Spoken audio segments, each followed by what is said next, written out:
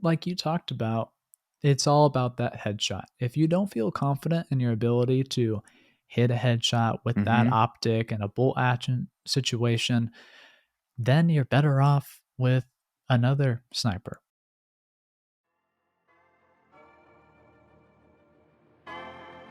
Oh no, there's another squad attacking.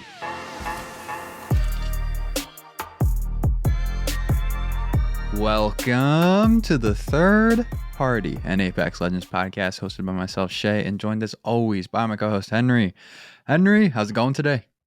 It's going really well, Shay. It's been quite the week. We've been staying busy outside of Apex, but it's always good to get back and chat. Yeah, it's been a crazy week to say the least.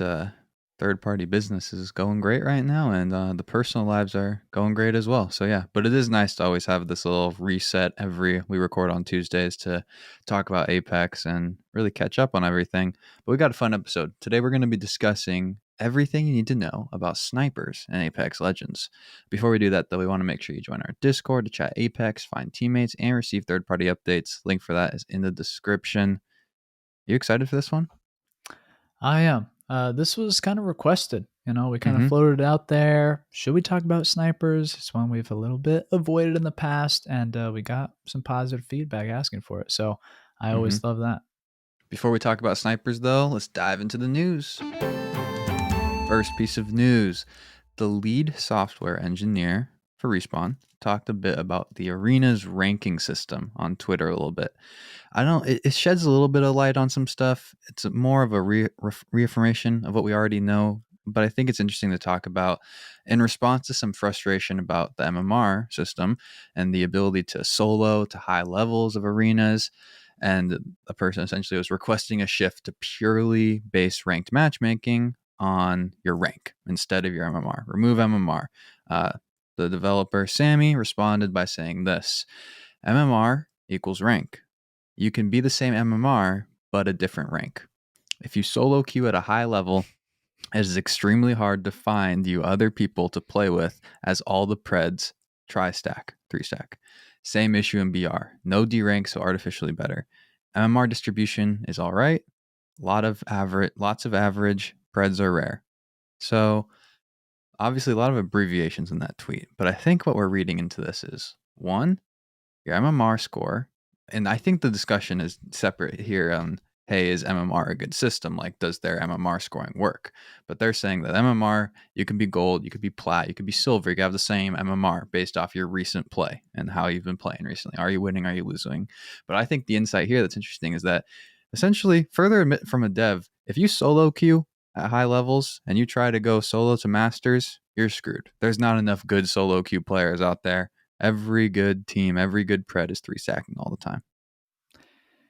Yeah, I mean, these are the issues playing out that we were calling early on. Whenever you have a ranked system that is based off of invisible numbers, Mm-hmm. people are going to get confused. And when people get confused, they're going to get frustrated. And so I don't know. At this point, I kind of think that it's a bit funny because Mm-hmm. essentially what MMR is demanding from the ranked player is you have to have momentum. Yeah. You have to consistently be doing really well. And if you slip up, that's going to slow down your gains, even if you were to go off the next game because of where your MMR is at and where the matchmaking is. Mm-hmm. So it's not a great system. Shay and I were really excited about ranked arenas, and we have really cooled down on it Mm-hmm. because of this system. So it's unfortunate. And I think we're probably in agreement that you'd be better off with a more straightforward system where you get 5 points for a win, 5 points for a loss, and you go with something like that. Like, we could Mm-hmm. really simplify this and probably be better off on all fronts. Yeah. I mean, a visible system is always nice. But I Yeah. think obviously there's just something wrong because there's a lot of games that do an MMR type system and have a lot of Mhm. success with it. So I think there's just something there. There's a gap. And if the gap is that 3-stacking and soloing is just different in Apex than it is in other games, like you just don't get these stacks of teams in games like COD or Halo per se that have similar systems that you do in Apex, and that's the issue. That's what makes the solo experience hard, because then that's frustrating. Like I think there's something there maybe, but yeah, it's very much a reinforcement of what we kind of already knew. But I guess nice to hear there's some thought at least coming from the devs on it. Yeah. Next piece of news, and today's a slow news day, by the way, folks. So we'll be into the sniper soon. But a recent batch of articles was published by Game Rant that went through some of the community's wants in the future of Apex. I thought it would be fun if we kind of looked at these headlines and gave our thoughts on them, and we'll broke down maybe what some of the people in the community are thinking. So we got three things to talk about. Let's start with the first one: a pure metropolis map that leans into the sci-fi part of the Apex world and tech. We're looking at a picture here. If you're on the YouTube, you're probably looking at a picture here as well. But for our audio only people, we are looking at an incredibly futuristic city, very Star Wars, Star Trek esque, of just this huge, huge city that has screaming skyscrapers. How do you feel about city combat? We've talked endlessly, I think, about like the verticality and some of the issues that do come with it. But is this something you could envision playing in one day on Apex? Well, going back to the very beginning of the podcast, when we were thinking about what's Olympus going to look like, Yeah. this futuristic metropolis was really what we had in mind, honestly. Like zip lining from high rise to high rise, Yep. going in that urban combat, even more so than World's Edge. I honestly like the idea. I think Mhm. that it's one of the main reasons that World's Edge is so popular is that vertical combat floor to floor across Yeah. 3 different cities on the map. That's a lot. We could level that up even more, and have some really fun hot drops. So I think that's one of the main allures to these sort of city ideas for map design. I could see like a city map like this having ranked issues and kind of like the playability of it, but I do think that overall it would be really fun, and the design of something like it would be absolutely amazing. So maybe someday. I think the recent struggle of BR games, Cough Cough, Hyperscape, that went for very city, urban, pure verticality kind of Yeah. stuff, might put some pause on that idea for Apex currently, but who knows? Yeah, I mean, you no matter what, just like World's Edge, you have to have open space. You can't do just a strictly city end to end, because exactly what happened to Hyperscape. There's Yeah. too much opportunity for people to just camp rooftops the entire game, and it Mm-hmm. makes it so that it's actually not very vertical because Mm-hmm. everything's happening on the On top, the and top. so the whole Yeah. map almost feels flat. It's not great in terms of map design. Yeah. We'll see if they come up with something or ever do anything like this. And one of the other titles was the addition of a kill cam to Apex Legends, and this goes hand in hand with the other thought as well, so we can talk about them the same, which is post-match VODs. How do you feel about something like that? Would you want to look back at your game after the fact, review your sweet plays and the rotations, see where the other teams were, get some highlights, and then obviously reminisce on how you died outside of just seeing the numbers? Yeah, a kill cam would be great, honestly. Hmm. I do really like the death recap. I think that it gets the job done, to be Hmm. honest. You can kind of tell, all right, how many people were shooting at me. Did they hit Yeah. headshots? Were they using, a Spitfire? You can kind of get a lot from that. Kill cam would be cool. I don't necessarily think it's needed at this point. But post match stuff, I want more stats. Yeah. It'd be Yeah. really cool to see like what your accuracy and damage was per weapon you used, or to see kind of a heat map of the Hmm. whole game. Where did everybody die? Where did I die? Where was I respawned and revived? Kind of to learn more about the flow of a game, I think would be really, really cool to see. Yeah, that'd be awesome. I think kill cam, one of the issues you have in a BR is that if you die solo, you could, in theory, relay that information to your Hmm. teammates and potentially give them an advantage they wouldn't have had otherwise. So maybe if there is a kill cam ever added to the game, it's a post match kill cam once the Yeah, entire team's eliminated or something along those lines to avoid a situation like that. I'm up for any of these kinds of things. I love this. All the VOD stuff you mentioned would be really cool.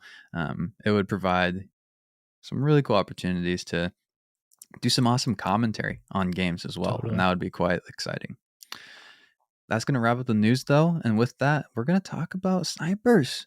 It is going to be a fun discussion. I'm excited for it.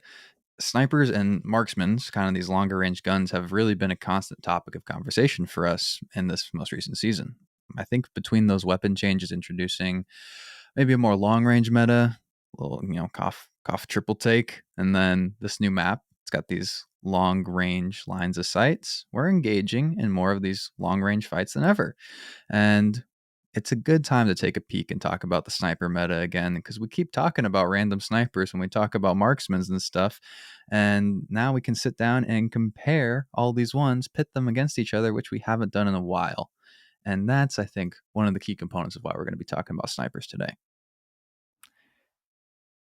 Yeah, I think that we this season we've just been getting so into the weeds on things. We've talked about the SMG meta, we've talked about the Hmm. marksman meta, and now we're talking about the snipers. And while all that's going on, we've also just been going so hard on dissecting legends. And so I Hmm. feel like this is kind of our prime in that we're really taking a look and focusing in on different elements and not just looking at the game generally and then focusing in whenever we feel like it to compare one or two weapons. Yeah, we've had to talk about shotguns a lot Yep. recently in addition to that. And so the snipers have been put on the back burner. So I think this is a solid opportunity to give them some time to shine. And I think the question that we got to start with before we kind of dive into the numbers is, why do you snipe in Apex? It's something that we have not really been the largest proponents of since the podcast has come out. I don't think people have heard us coming out here preaching like, hey, you got to carry a sniper rifle with something else.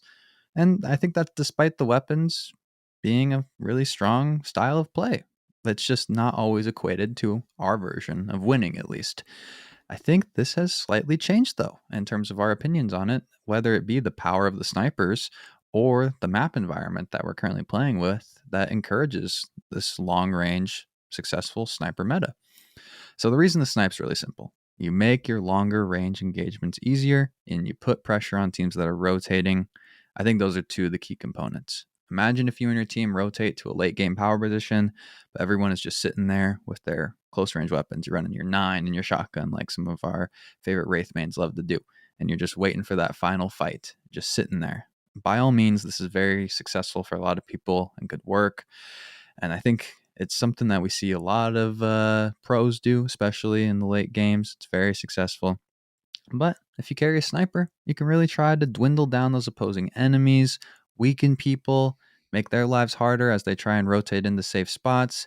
Maybe if you're playing ranked, steal some extra RP here and there and really level up your Evo armor, which has been a pro player strategy for a very long time and one that I don't think we gave enough attention to for a while with how nice the snipers can be with leveling up your Evo armor. So there's a couple good reasons to snipe, I think.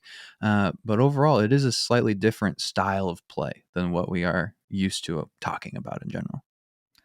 Yeah, and for those that are struggling to maybe get a 2K badge on a legend, Yeah. Hmm. snipers at that point are probably the best way you could do so. You know, if you're just struggling to ramp up that damage, you have so many more opportunities using a sniper. And so today, maybe we can talk a little bit about what sniper should you choose and why, depending on your skill set and play style, things like that. Well, do what you do best, HB, and break it down. Walk us through the numbers of why maybe we should snipe and which one to use if we do so. And this could be a shorter one in general. Don't want to jinx anything, but we don't have as many guns to talk about as we normally do. For sure. I think that we don't have this is a smaller class, and it's also unlike any other class. It's even Totally. more strange than the shotguns, honestly. And the shotguns are so complicated because of pellets and the spread of that. And so talking about time to kill and damage is very Hmm. complex and difficult. But snipers are so unique that we're not going to talk about numbers that we often do. We're not going to talk about reload speed necessarily or ADS movement. We're Hmm. not really going to talk much about attachments per se, because for the most part, snipers are meant to be used from a fixed location, trying to be as accurate as possible to maximize damage. So Yeah, it's your just completely ADS different. movement speed on sniper versus SMG. There's not a lot of situations where that's going to come Yeah. into play on being a deciding factor for you. Yeah, and so it just isn't super applicable. And in terms of reload, there's not much to talk about, I think. We've discussed it in the past when doing some comparisons, but when we're just focusing on the snipers, it's not super relevant. Hmm. But in this class, we have 3 on the ground snipers. We have the longbow, sentinel, and charge rifle. We're first going to look at kind of the general stats, the magazine size, the damage to the body, as well as the full damage potential, which is if you hit the entire full magazine in the chest, how Hmm. much damage are you going to be able to do? And then we're going to look at the rounds per second, the shots to kill, the time to kill, as well as the damage per second, and then finally the headshot, which we really never talk about headshot because Ooh, it it's a just isn't special really episode. applicable. Hmm. This is a special episode, but it's hard not to talk about headshots when discussing snipers because Hmm. they're almost the only weapon that you're going to be using and you have the time to aim Hmm. in, look at heads. If you're rocking with a burst or a fully automatic weapon, you're not really in a situation where you have the patience or the opportunity to be really zeroing in. Yeah. So with the snipers, you generally do. There's a certain little care package weapon in this conversation where headshots are quite important as well. So it would be a shame to Definitely not true. talk about that. Definitely true. But without further ado, to just dive into it, essentially, when we're talking about magazine size, the longbow is king, and it's not even close. Maximum magazine size of 12, minimum of 6. We compare that to the Sentinel that caps out at 7. So almost the worst version of the longbow has almost as many rounds as the best version of the Sentinel. Pretty brutal, and quite a drastic difference that's going to have a ripple effect throughout the entire conversation.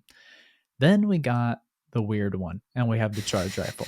The weird And one. That's what we're it dubbing this gun. The weird one. it The charge is rifle. strange. Um, in all practicality, it has 4 shots in the magazine, no extended mag. Really, it consumes double the ammo. Hmm. So there's an 8-round mag, but it's 2 ammo per shot. So it comes out to 4. Um, but that's just not very good. You know, No. that's definitely the smallest magazine. And not only is this it the smallest, but it's also consuming more ammo than all the others. So pretty expensive on that front. But if we look at damage, I think this is kind of where maybe they come closer together. The longbow does 55 to the body and then has a damage potential of 660 damage.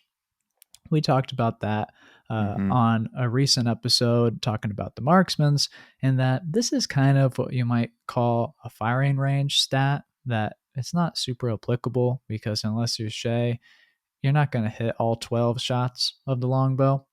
It's a really nice skill to have when you play Yeah. video games that you just don't miss. Like, I So, definitely would recommend to our new players to try it out. yeah. So if you don't miss, then this stat is really helpful. But for those of you that are normal, this is a just a good stat because it shows you what can this weapon do at its peak. And then if you scale that down and you kind of see, okay, can this achieve massive amounts of damage if you put the time in to master it? Kind of what you get there, a combination of the magazine and the Hmm. damage. The Sentinel, though, has a base body damage of 70 and then a damage potential of 490. So even though it does more damage to the body, it actually has a significantly smaller damage potential than the longbow because of the magazine size. But the Sentinel also has this ability where you can charge it up. So if you add 2 cells, you can increase the damage by 25%. That means that a body shot, instead of doing 70 damage, is going to do 88 damage. That bumps the damage potential up to 616. That's much, much closer to the 660 damage potential of the longbow throughout the Hmm. entire magazine. So they kind of get close when you add the charged, but in terms of just that raw body damage, the Sentinel is very powerful. No 70 doubt. or 88 compared to 55. Now we're back to the weird one. So the charge rifle. This one is quite interesting. If you were to hit the entire shot, All you would 4. do 90 damage. And then if you hit all 4 of the entire shot, you would do a maximum of 360 in damage potential. That is very bad compared to the other snipers that have a minimum damage potential of 660 or 490. Mhm. 360 is a lot lower than that. But let's dissect a little bit more about exactly how the damage comes out or is achieved from the charge rifle. So you're going to be doing 45 damage from actually hitting the shot. So you kind of activate the laser beam, the charge rifle, and then as that final charge comes out, that's what does 45 damage. There's another 45 packed into the actual laser beam. So, and that's calculated at 3 damage per 15 units of laser beam.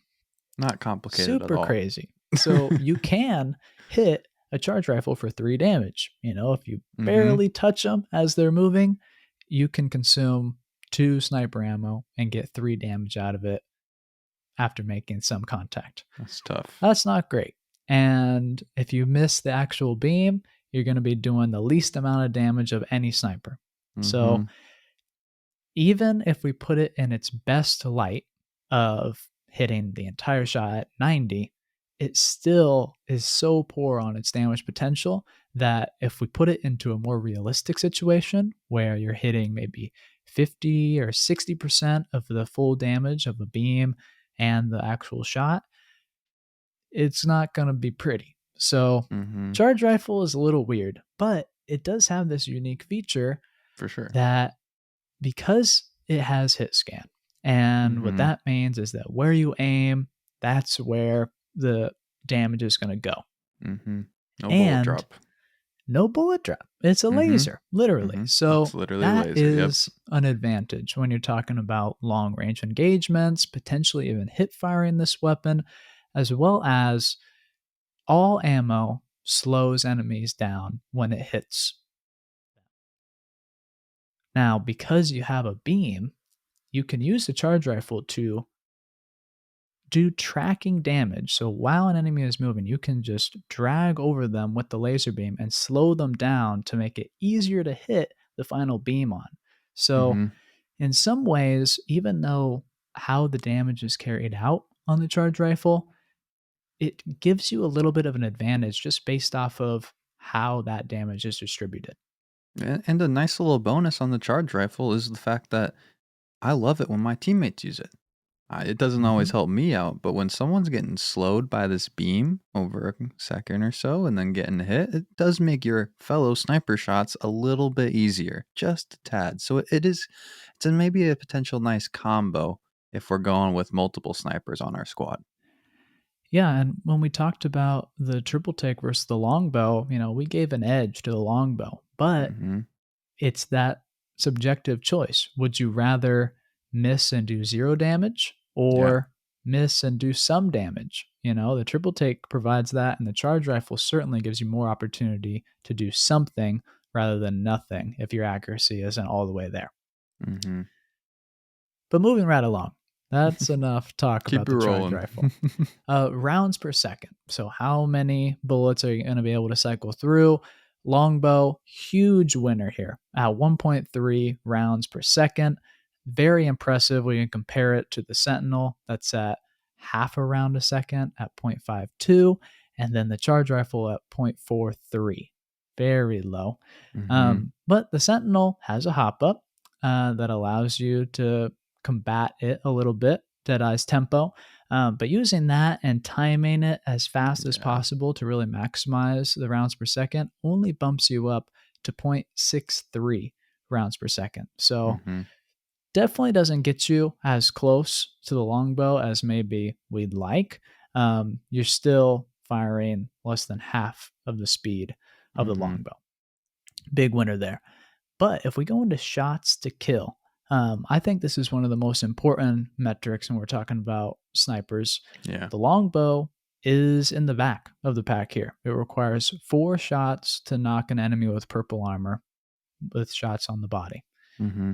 Compare that to the Sentinel, that's at 3, and the charge rifle, that's at technically 3 if you hit every single laser beam. Yeah. But another thing that's interesting to call out here is that the Sentinel, if you charge it up with cells, not going to change the shots to kill against purple armor. So it's 3 either way. And really that comes down to the fact that it's just powerful as it is. And it does these huge chunks of damage. You will wreck blue armor people. You will. You will. You definitely will. But that is a great branch into the time to kill. Yes, it requires less shots, but based off the rounds per second, how does that translate to the damage per second and the time to kill against purple armor? Here, the longbow, all things considered, is just the king. 71.5 damage per second, time to kill of 2.8 seconds. This metric, honestly, I did hype it up there that it's an interesting one to look at and kind of as a culmination, because time to kill usually is. But truthfully, and we'll get to this at the end of the discussion, time to kill for snipers isn't the end all be all. If we look at an assault rifle or an SMG, the time to kill is just a fraction of what it is for snipers. So in a head to head, we're not really competing, who can knock the other faster with a sniper. In Apex, you don't really have those big sniper battles. So time to kill is really strictly to be used in comparing these, but isn't very applicable to the actual game. So time to kill on a longbow is 2.8 seconds. Sentinel is between 3.44 seconds and 5.5 seconds without the Deadeye's tempo. Much, much, much slower. And then the charge rifle is just at a static 5.1 second time to kill. And this really goes to show how important rounds per second is for snipers. You have to have the rate of fire not only for flexibility, but also to maximize the damage you can do. And we're not even at accuracy. This just is a huge margin between 2.8 seconds and 5.5 seconds on the base Sentinel. It's really not even close what you're able to do. Well, it's interesting because you look at it and you're like, oh, well, if we're going to make the argument for the charge rifle that it's that, I want to do some damage, it's a little forgiving. Even if that's your argument, your longbow shoots so much faster that you still might be able to say with some confidence that it's more so just worth it to fire 2 shots with a longbow instead of one little laser beam. Yeah. Even if you only hit, 25%, you'll still end up doing some more damage out in the long run.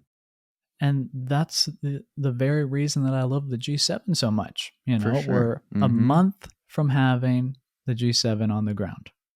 It's very sad. It's sad. It's very sad. We're depressed. We don't need to keep making everyone sad that's listening, HB. But it's the rounds per second that really makes it strong. You can fire 4 shots per second with the G7.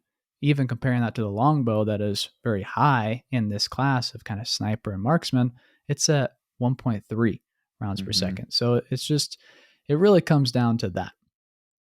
Did you run double G7s yesterday in your game when you found both of them? I definitely did, as long as I could, and it was very successful, might I add. But finally, on these general stats, headshot. This one's pretty interesting because the longbow and the charge rifle are kind of close in terms of their best case situation. The longbow is going to do 118 to the head. That's pretty easy. The charge rifle, if you hit the entire laser beam and the pulse, you're going to do 116. So in a base case scenario, the charge rifle can really compete with headshots, to be honest, if honestly people are standing still for over a second. I love it when that happens. You gotta take them when you can. But the Sentinel here really rises above and is really where it maximizes its strength. It's where you see the ceiling. Yeah. You have a base headshot of 140, and then if you charge it up, that goes up to 176. That is a huge headshot that is really going to end that player by and large. Let's keep the comparison rolling, HB, the number one third party staple number. Let's talk about accuracy with the snipers, how we think it plays. Is it important? And then who comes out on top? Yeah, so for this one, normally we look at just the accuracy metric, purple armor, purple Mm-hmm. attachments, how many shots is it going to take, and then what's the percent that you're going to have to hit. Mm-hmm. For snipers, I thought that it would be a little bit interesting to look at the progression throughout a game where you Mm-hmm. pick up a sniper early on, you're going up against enemies that are predominantly uh, carrying common armor, and then going all the way to the end game and talking about red armor, which we never do. So, what we can kind of Never. take away here, we really never do. Mm-hmm. And maybe we should stop that Well, because, I, truthfully, red armor is becoming much more prevalent this season than ever before for I a think variety of reasons. Yeah, that's a great point. And I think one of the other reasons this comparison though is also easier is that these all take the same attachments. And so like Hmm. when you do look at the comparison like Longbow versus Sentinel, well you actually get to make the decision if you find a mag and you find both guns early on, what phase of the game am I in? What one's going to do best? Compared to Yeah. like, hey, when we compare our 301s and flatlines, you can say all you want, but if you only have a purple extended heavy mag, your decision gets pretty easy. So I think that Yeah. erases some of the difficulty in the comparison. Yeah, it definitely does. And I think that's a real reason why we're number one, able to do this, but B, why it is applicable to your game Mhm. decision. Um, so essentially, we looked at each level or rarity of armor common, blue, purple, red, and then we tied the weapon to that same attachment in order to kind of keep it fair. Normally, we stick with just purple, but we're trying to simulate you pick up a sniper early, you Mhm. progress with it. Does it improve? And at what point is maybe one sniper better than the other based off the attachments and the armor you're going up against? Starting off, start of the game, the longbow and sentinel are tied in terms of shots to knock at 3. Charge rifle requires 2 entire shots. When we think about the accuracy percentage, you have to be 75% accurate with the sentinel as opposed to only 50% with the longbow and charge rifle. So, early game, this is really where the charge rifle has an opportunity to maybe outperform the sentinel. This is where the sentinel is the weakest in the game state. We go into blue armor, and that's the turning point. Both the sentinel and the charge rifle are unfazed by this jump in armor of 150 to 175, but the sentinel has improved accuracy because it actually has a magazine, where the Mhm. charge rifle does not. And it is about to get hit like a truck because of it. Going into the late game, where people have purple and then red armor, the charge rifle shoots up to 75% accuracy and it just takes the opposite path of the sentinel. Mhm. The longbow here really starts to shine when it dips down to 33% accuracy with the purple mag against purple armor. This is really the peak of the longbow. It does require 4 shots to kill though. So that's the flip side to the sentinel. When you make the leap from common to blue to even Mhm. purple armor, the sentinel still only requires you to hit 3 shots to the body to knock them. And it's going to drop down the accuracy requirement to 43%, but that's really, really good. Mhm. Then we go into the final end game. If and when you encounter red armor, really, the longbow is going to stay very strong in terms of just the gap between the sentinel and the longbow. 42% accuracy, 5 shots versus 57% accuracy and 4 shots with the sentinel. Mhm. And the charge rifle is really left behind in the end game. You should really transition to any other sniper from the charge rifle outside of the early to middle game. I think this comparison does a great job of illustrating that. Like the charge rifle, it's just not on the same level right now in terms of accuracy. If you want to play with it because of the intangibles, you can, and we can't really argue with people about the intangibles of it. But if you kind of want to go into the numbers, what's going to make you most successful, I think this is a great job of illustrating that you can pick it up and use it to carry attachments or use ammo per se, because you can't really carry mags on it and such, but more so to be the driver of why you pick up sniper ammo early game. But you do need to really quickly look to transition this gun as quickly as possible to either of your other options. Yeah. Well, We're gonna I keep this think that rolling it's though. time. Yeah, Yeah. let's do it. We're going into the big one. Like I think this is kind of where the conversation starts to get interesting. Is the longbow versus the sentinel? Which one comes out on top? We've been comparing the longbow to a lot of guns lately, and so the sentinel's the latest competitor. I'm excited to see where it shakes out, but I think these two are essentially. We just told you these are the two you can use in the end game. Okay, in a vacuum, you have all your attachments. You have both options. Which one should you rock with is kind of the question we're going to hope to answer right now. Yeah, and we're trying to get into all the details to put these two weapons against each Mhm. other. But at the end of the day, it's going to come down to speed and forgiveness of the longbow versus the power of the sentinel. Mhm. You have that massive headshot versus the magazine of the longbow. Longbow at the top end has 5 more shots than the sentinel. Mhm. That is epic. It's forgiving. Mhm. It really, really is. You just have a lot more opportunity to do that potential damage. But in terms of time to kill or shots to kill, you only need to be 10% more accurate with the Sentinel than the Mhm. longbow in order to be successful. So you have a little bit of an advantage using the longbow that you have a little bit more forgiveness because of the magazine. But like we talked about, the longbow requires 4 shots, the Sentinel requires 3 shots to knock purple. How much of a difference is that? If we Mhm. just throw accuracy out the window, does hitting one additional shot make a significant difference to how powerful the Sentinel is? Yeah, I think it's a tough question to answer, especially in the concept of sniping, because that's where this changes compared to other weapons. When it is, hey, with the longbow and the sentinel, yes, it's 4 to kill on the longbow, 3 on the sentinel. But how do you snipe? Like, it's that, okay, I'm going to line it up, take my deep breath, and then send my shot. And if you are really taking the time to maximize each shot, then in theory, maybe the Sentinel does have a case to be made that it could come out on top because you're valuing each shot much more rather than kind of the pure accuracy necessity out of other guns that you really run into. Totally. I think that when we talk about actual marksmanship and accuracy of Mm-hmm. the player, the Sentinel has to be the favorite. And it not only comes down to having to hit less shots, so you're not necessarily going to be faster with the Sentinel, but you're not going to waste as much ammo and you're not going to give the enemy as much opportunity to react. If they get Mm-hmm. hit once, maybe they keep going. If they hit twice, now they start panicking. And then you hit them a third time, they're Dead. down versus having to hit 4 shots gives them just more opportunity to use their abilities, find Mm-hmm. cover, heal, get out of there, whatever they have to do.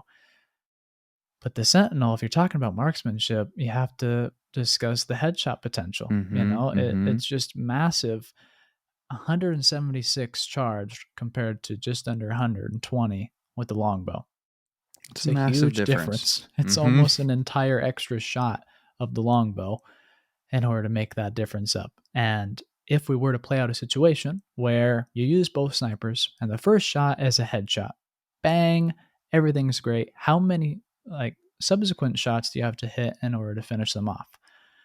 Well, the Sentinel has to only hit 2. So you hit that first shot, even if it's 140 uncharged, then you only have to hit one more for 70 in order to win the Mm-hmm. knock.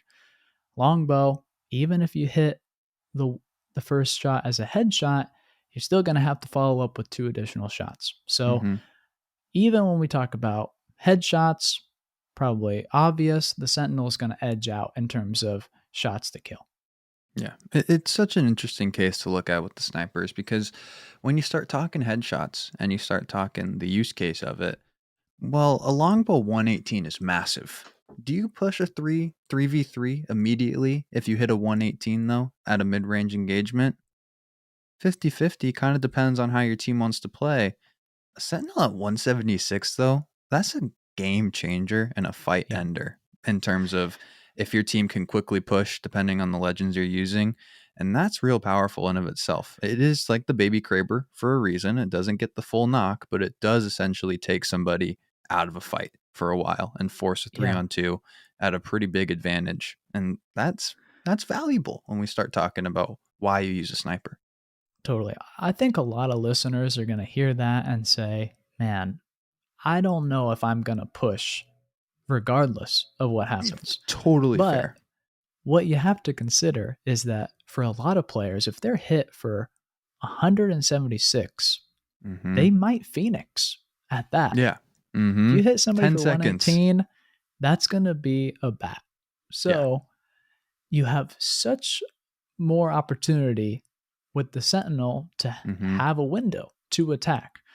I don't recommend Phoenixing in that situation, but gameplay analysis is going to dictate. A lot of people are going to say, all right, they're really far. I have time. I'm going to Hmm. enjoy this Phoenix kit while my teammates kind of scramble. And that's your opportunity to close the gap really quickly. Anything that forces people to use body heals at any point Yeah, in the game, that's a power advantage because big time. those things take a minute. But that's also recognize situation. You're playing against the lifeline, that'll change things. Yeah. And, It's interesting. that being said, that kind of crazy 176 headshot, that's Hmm. only achievable if you're charging the Sentinel. For sure. Well, for that niche situation, is it worth using two cells? Is it worth charging all the time? When should you charge? What do you think? I think the Sentinel for me, if I'm charging it, comes down to, I mean, obviously, let's mention real quick the gold armor.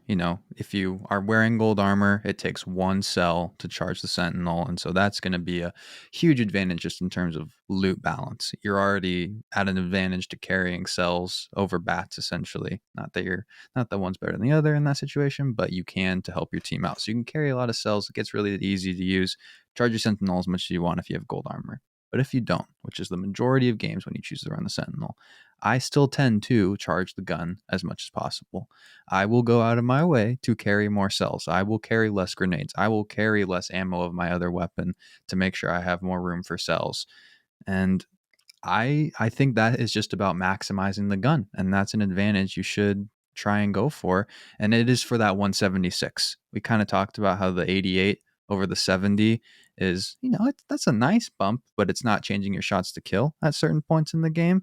So it is for that 176 massive play that we just talked about can be a game ender for people. Yeah. And so I think you answer it almost perfectly in that it's situation based. If you're Hmm. in a high ground situation where you have some distance, you have the opportunity to line up headshots, yes, you should charge. If you're pinned down in a building and you're playing No, yeah. defense, you Hmm. probably shouldn't take the time to charge it up because it really isn't going to save you. It's not going to save Hmm. you on time. It's not going to deal enough damage to change the tides of the fight, and the time it takes and the resources it takes aren't really worth it unless you have the time to set it up and maximize. Hopefully, you're using your second gun also in those situations when you're pinned Hopefully, down inside. Hopefully, fingers crossed, you're hopefully. carrying that R301 or something. Yeah. The Charge Sentinel is one of the most unique features in the game, to be honest, because We it would is have very never guessed. situational. Hmm. Yeah, it was so random when it was introduced initially. And remember when it used to take batteries? Yeah. What a crazy time that was. I would never charge it, even when it did If it, disruptor yeah, when it abilities. took off the Still entire wasn't worth it. 125 shield of a Red Evo. Wasn't worth it. I'm telling you. I don't know what I said on the pod before, but now I'm saying it wasn't worth it. But when you do charge it, if you are firing as fast as possible, you get a maximum of 8 charge shots. Hmm. So that's really good considering the fact that a magazine can hold 7. So you have a little bit of wiggle room to kind of wait, pace the shots as the charge decreases over time. Hmm. But use 2 cells or 1 with a gold armor, and you're going to be able to get more damage out of the weapon. Well Pretty said. good. Well said. Hmm. A little bit of a niche opportunity when comparing the Sentinel to the Longbow is what if you're using Rampart? She is the LMG legend, but Hmm. amped cover, increasing the damage output of weapons by 20%, probably benefits snipers more than any other class of weapon because you're able to set it up, have the high ground, have the visibility, and then get more damage out of these big, heavy hitting shots. If you charged up the Sentinel, it's a 2-shot kill behind amped cover because you're going to do 106 to the body with the Sentinel. That's crazy to me and should really be maximized because you essentially have a weapon that is as good as the Kraber, but you have a lot more ammo and you have whatever sight you want on it, and it is much more forgiving and less valuable. But if you're Mm-hmm. coupling these two together, wow, that is an easy 2-shot knock with really no skill required. You're maximizing Mm-hmm. an ability and just hitting consistent damage that is massive. Henry's at the point with the pod where he's willing to take any opportunity to talk about Rampart so we can make sure to cover the amped cover because it is good, underrated for sure. She hit the Slept on Legends episode for a reason. I think it's a pretty good case though with the Sentinel here. That thing is powerful in the later games, especially when people start to get into less situations where they can move around and you know where they're going to be and they're going to be pinned down. You got an opportunity to end somebody's game. Yeah. These 2-shot kills that don't require a headshot, you do have to stack every single thing possible in order to maximize it. But As you all should. things considered, it's a couple cells and a tactical ability that you have a half a dozen charges of. So Mm-hmm. it's not the highest price to pay for some major power. The longbow, on the other hand, if you're behind amped cover, it doesn't make a difference. You're still going to have to hit 4 shots against purple armor. So that's an interesting comparison. If you're playing Rampart, might want to favor the Sentinel for this reason. Well said. Wrapping things up here, I think that it's important to look at how do we actually use snipers? Are we putting on a 6x10 digital threat sniper optic on the longbow and just going to town? Is that the pinnacle of sniper usage? Mm-hmm. It's not exactly how we've always recommended using it. What is your final thought, though? I think we like to use bruisers, rangers, 2x4s, Mm-hmm. using these marksman optics with snipers is going to be a lot more approachable. And so, that being said, a lot of these general stats aren't super applicable just Mm-hmm. because you're not necessarily using the entire magazine. You're not going to be firing 12 shots necessarily from range. You're going to be in a medium range engagement and you're going to use a sniper of any type, charge rifle, sentinel, or longbow, to do one of two things. One, level up that evo. Two, crack armor. Mm-hmm. Then from that point, you have control over the fight. You have options. You can either push because you have an advantage, say you hit a big headshot, you hit consecutive body shots, or you hold off and you know you have control over the fight because you've pinned down the enemy, they have to heal, and you have the position to just rinse and repeat. Mm-hmm. It's a really good point. Like it is. That's kind of how it comes down. That's what we were talking about essentially with the Sentinel headshots, taking that control early, and essentially using the snipers to dominate.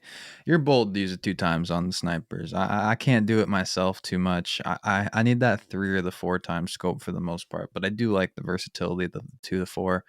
But man, sometimes I feel like with the 2, I'm not maximizing. And the only time I will go out of my way to use a sniper scope itself is on the charge rifle. Like I'll use a big scope on the charge rifle, but that's just a different play style than what you just mentioned and you're talking about here. So I think I in mean, general, not I'm a using that big 6 fan. times. I'm a You're a big big fan bruiser of fan. these It's been of your these number one for a sites. while. Mm-hmm. And I'm desperate without the G7. So, I think we're just talking about a usage of snipers of being that, all right, I see an enemy, I'm going to run at them. I'm going to Mm-hmm. slow down, hit them 2 times or 1 times with my sniper, and then swap to my AR to finish them Yep. off. That's a really good combo and one that, in terms of time to kill, is pretty efficient. So that's more, I think, where snipers actually shine because farming damage, leveling up Evo, that's fine. There's other It's ways not to do just it as well.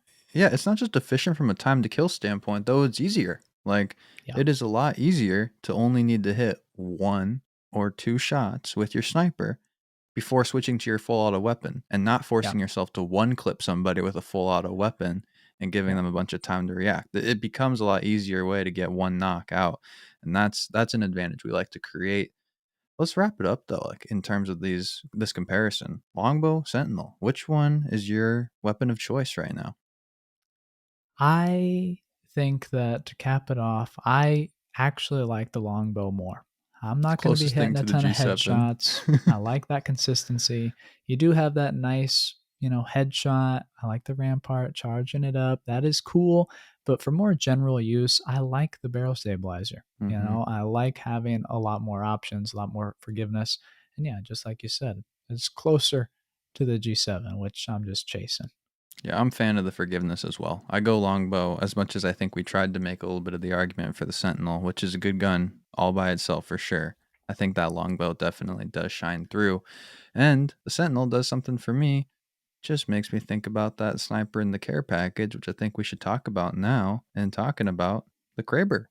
Should you pick it up if you see it? If you're running a full stock sniper, do you pick up that Kraber or any other gun? Do you pick up the Kraber? Yeah, maybe this is a no-brainer to a lot of people. Always pick up the Kraber no For matter sure. what, hmm best in the whole game. And honestly, that's pretty true. If we think hmm about a lot of the big stats, you're talking 145 to the body. That blows any sniper out of the water. If we look at damage potential, though, because you only have a 4-round magazine, hmm it's kind of middle of the pack at 580 compared to the longbow's potential to do 660. Um, Kraber doesn't really shine there, but in terms of body damage, huge. Headshot damage, massive. 435 Yeah. damage potential if you don't know. No matter who you are, that is going to knock you no matter what if you land a headshot. And that's why you use the Kraber. If you use the Kraber and only hit body shots, I feel, here, my honest opinion, if you hit every single body shot with the Kraber spaced out from when you pick it up to the end game, I do not think that's a fully successful Kraber instance. The reason you use the Kraber is to end the team, to hit the headshot, to push on them, and knock somebody out in a very easy way without taking damage. The Kraber lets you do something that no other gun in the game lets you do. Maybe I'm biased because it happened to me yesterday and that I was playing duos and final squads left and I just got knocked by a Kraber. And unfortunately, my teammates in a 2-on-1 and they got no chance. I think that's why you pick up the Kraber and use it. It offers you something no other gun in the game can. And like we talk about so much, you get to carry two weapons. So it isn't the end of the world that you're rocking with a sniper and a gun that's not as effective up close, unless you're going for that killer trick shot to end the game. Yeah. And like you talked about, it's all about that headshot. If you don't feel confident in your ability to hit a headshot with that Mm-hmm. optic and a bolt action situation, then you're better off with another sniper, Pick your likely the Spitfire. longbow and the Spitfire. Yeah, pick up a Um, different weapon. Yeah. because the Kraber is just so difficult. Your bolt mm-hmm. action, you have the huge optic, and then you have the slowest rounds per second of any of the snipers. So you really are punished for missing, but you're rewarded with having, even if you hit body shots, two shots to knock any Mm-hmm. enemy, regardless of the armor. That's really good. And honestly, if we look at the accuracy requirement of all the snipers, that means that no matter what, throughout the entire game, the Kraber is going to stay consistent at Mm-hmm. requiring a 50% accuracy to the body. That means that early game, the Kraber is the best sniper in the game, hands down. Mm-hmm. Going in the middle game, it's fairly good. Going in the late game, I don't know. You start to see that the Kraber remains stronger than the Sentinel at the very end of the game without all Mm-hmm. these crazy charged and rampart things. But the longbow actually is easier to use, even in the end game situation against red armor. So Mm-hmm. you really have to be using those headshots to your advantage. And if you can't, you should probably stay away. Yeah, you got to be confident with the Kraber, no doubt about it. And for players at the higher level, I will tell you, there's always going to be one person that at least appears confident with the Kraber, whether they are or not. Yeah. But you should, if you're playing ranked, make sure you have someone that is almost in a way your designated Kraber player on the team, like based off the situation. And in pubs, if you're not feeling confident with the Kraber, I say still pick it up and use it, because the only way to get better is to practice it. And you're Mhm. only going to get to do that by getting your reps in. So feel free, because there's a ceiling with this gun that's unreachable with anything else in the game. But I think it's a very strong point to say that, hey, if you're not the most confident and you're playing a game where all that matters is the dub, that Longbow has a pretty dang solid argument still. Yeah, and some things to tell your friends or take to heart is that actually the time to kill on the longbow is faster than the Kraber. That's pretty interesting. You know, the Kraber, if you're hitting body shots, barring any headshots, it's 3.3 seconds to get a knock against purple compared to 2.8 seconds with the longbow. So you have an edge across the board, honestly, with the longbow going in Mm-hmm. the late game, unless you maximize those headshots, which is something that traditionally we don't talk about, but is something you can definitely flex out there in the map. Well, I think that's like, we'll wrap it up here and talk about snipers as a whole. And I think that's one of the big takeaway. It is about maximizing your shot. It is about aiming up for those headshots and trying to hit a certain ceiling. And there's guns that give you some forgiveness as well in the class with the longbow. And there's a gun that gives you the ceiling with the Sentinel. And there's a gun that gives you that really weird use case with the charge rifle. Like there is kind of there's a situation or for each player. It does come down to, hey, what do you want to rock with? But I think overall we're looking at a pretty dang healthy class that has a lot of fun characteristics in each gun, and one that I know I've overlooked for a long time, and I've been enjoying really stepping up my sniping game this season in Apex. Sniping's a lot of fun, and I think the competition between the Sentinel and the Longbow is pretty aggressive. So if Mm-hmm. you have some thoughts about either or, please let us know either Yeah, in yeah, the yeah. comments or reach out directly. Love to hear what your reactions are. And if you learned anything through this, I'd love to know that as well. You know, a lot of these are kind of niche metrics that you can't really find doing your own research. You have to calculate them Mm-hmm. yourself, and maybe they're not super obvious. But if you find them to be applicable, it'd be great to hear that.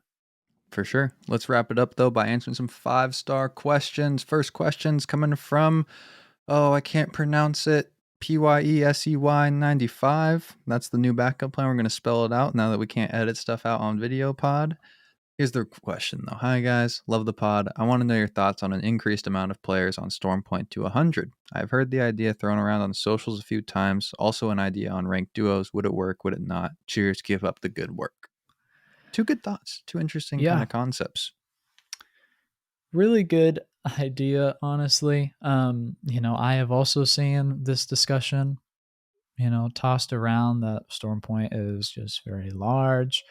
Mm-hmm. Honestly, in our experience and the play test, and then throughout the last month of playing on the map, I don't see the big problem with Storm Point's size. I don't feel like I'm bored the majority of the time. I don't feel Mm-hmm. like the game duration is extending too long. Um, I think that the gravity cannons make rotating faster, Mm-hmm. and it kind of makes up for this 15% larger size. I don't necessarily think we need to drastically increase the player count by almost 50% because of just over, you know, 10 or 15% larger landmass. Yeah, I think here where I'm at with Storm Point is very similar. I do think that there is a, like, I think the map could handle an increase if it wanted to, but I don't think that's the goal. The goal of Storm Point to me is eliminating some of the third partying. I think there is some gap in fights that occurs on this map unlike others, and I think that's a good thing. That's what people have been frustrated with and complaining about in BRs and Apex for so long. It's the title of the podcast, the third party podcast, and most people I play with have noted that they feel like they're getting third partied less on Stormpoint. So, yeah, we could increase the map, like the map size and the players in the lobby up to 80 or up to 100. 100 might be even extreme, but 80 maybe, and eliminate that feeling. But is that what we want? Is that the unique characteristic? I think that's kind of an interesting conversation in on its own on why the map is playing as it is. And yeah, I'm pretty cool with how we're playing right now. I don't feel like it's this huge gap of never finding people. I feel like I just have time to breathe. in between Yeah. fights right now. I'd be pretty concerned if we were to add 10 or more new teams. I don't think we have the number Yeah. of POIs to accommodate that. Mm-hmm. But this idea of ranked duos, Yeah. what do you Mm-hmm. think, Shay? I think it could work. I think I'm turning like I think I've turned. I used to not think that it could be possible because of the playlist size and such. And hey, if they introduce some sort of TDM domination thing that we've been speculating on for a long time, I think then you run into the same concerns. But I do think ranked duos could work. I think it avoids the solo issue that they had with the solos as a mode, and that there's no teamwork. There still is in duos. I think it's just that we're realizing more so now than ever that it is really important to have teammates in Apex Legends to get to the highest levels of ranked and to play really competitively. And duos alleviates having to get one extra person on your team to have a really Yeah. successful grind. How do you feel Yeah. though? You maybe you I feel differently. respectfully I have to disagree. I think Fair, that fair. duos and solos is very appealing because of exactly what you said. Like it's less of a barrier to entry if I want to like squad up. Mm-hmm. But if you just have duos, 2v2, Mm-hmm. whoever gets the first knock wins. And when we're playing in duos already in the BR, the fights are just so much faster. So if you were to Mm-hmm. speed that up even more with kitted weapons, put it into arenas, I just feel like it would be so fast that it might be too much for me. What I might like to see is a 2v2v2 in arenas in order to kind of alleviate that pressure in the head to head.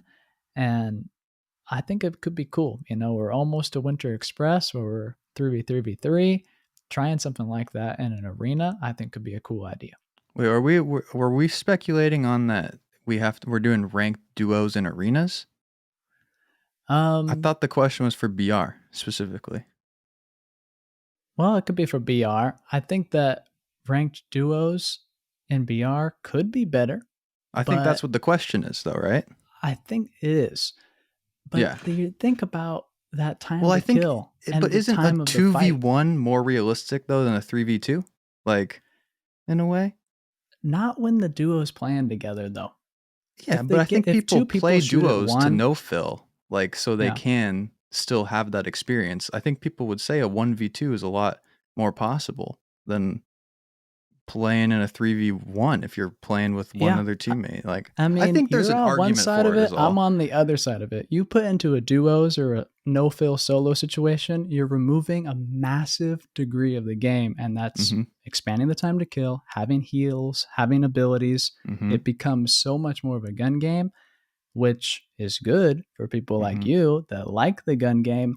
But if we're talking points, if we're talking professional, I think the heart and soul of Apex is the movement, the abilities, the time to kill, and the heal component. I Mm-hmm. think you lose that in duos. And I think that's why they've been so hesitant to advance it and to go the solos route full out. You know, I you think have that's no fair. fill, but it's not taking over the game because it takes away so much of what the entire legends are designed to do. If you're in Yeah. duos and you get a knock, it doesn't really matter what abilities you have because you have two people shooting at you. It's over already. But that's fun. Guns are good. It would be a very different style of play for sure, which I think that could be a, like you kind of said, a good thing and a bad thing. And it would just depend on the person and what Yeah. they want to play. So it would be, I think it would be a jump from something else, but I don't think it would be a jump to solos that's so far away where it's like, oh, this isn't Apex anymore in a way. I think you still get like a balance in between the two, that it would be different, but it wouldn't be like just pure chaos essentially of solos per se. Yeah. I want splintering the playlist to I think that's another the biggest time would issue. be Yes. crazy. Like no one could 100%. grind three different ranked, and so that means Mhm. each one we're going to get more competitive. I don't know. We have no data, by the way, on Yeah. how the Mhm. last two ranked splits have gone. The first time on arenas, we have no idea how the distribution was. We have no idea how the splits worked. So I'm curious what the current state of ranked is because we have no clue Yeah. how That's it a whole could nother work, thing. and how many people even play ranked, and how many people played arenas. So Hey, there's a replace lot ranked unknown. arenas with maybe ranked duos or something, just for Yeah.